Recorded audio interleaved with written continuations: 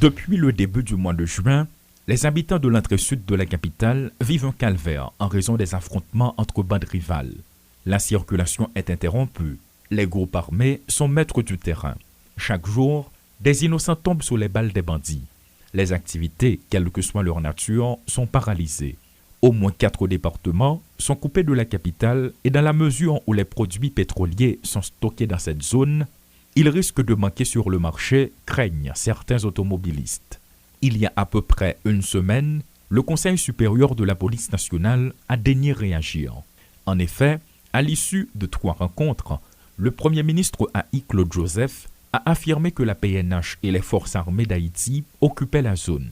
Je me suis rendu sur les lieux, a-t-il déclaré, en tentant de rassurer la population. Pourtant, selon les témoignages des victimes, l'accueil n'a pas été amical. Jouant la carte de la prudence et voulant être rassurant, le Premier ministre Haït a tenté de faire croire aux citoyens que tout est sous contrôle. Si Claude Joseph s'est exprimé pendant une bonne trentaine de minutes, le directeur général Haït de la PNH s'est montré plus bref et ses déclarations sont allées dans le sens contraire. Léon Charles a laissé entendre que des hommes armés avaient l'intention d'attaquer d'autres postes de police. Visiblement, entre le chef du CSPN et le chef de la police, les violons ne s'accordent pas. Un constat qui a inquiété bon nombre de citoyens qui s'en sont donnés à cœur joie sur les réseaux sociaux après ce point de presse. Entre-temps, la situation n'a pas évolué.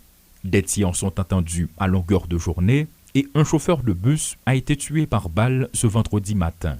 Des innocents sont toujours réfugiés sur la place de Fontamara. Des voix s'élèvent pour exiger qu'on leur porte secours, mais de leur côté, ils ne réclament que la liberté de circuler et de rentrer chez eux.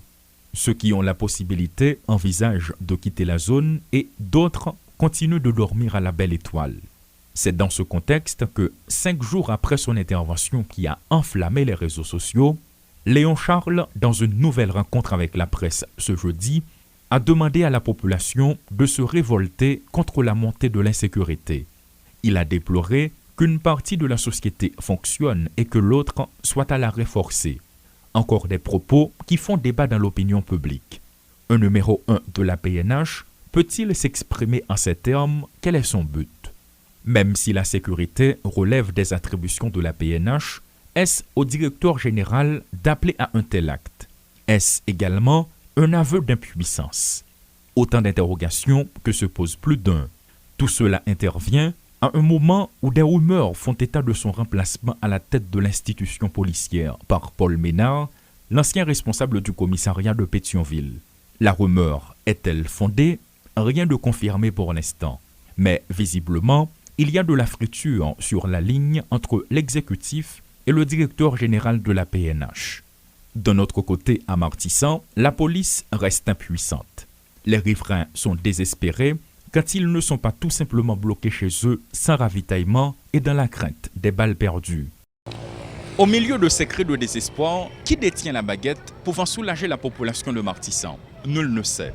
En pleine crise sanitaire, ces citoyens sont exposés à tout danger de contamination. Fédération des gangs, troubles sociopolitiques, insécurité, coronavirus, l'historien Michel Soukar paraît prophétique dans ses déclarations. Si on est arrivé là, si la population civile est la cible des groupes armés, c'est à cause de laxisme des autorités.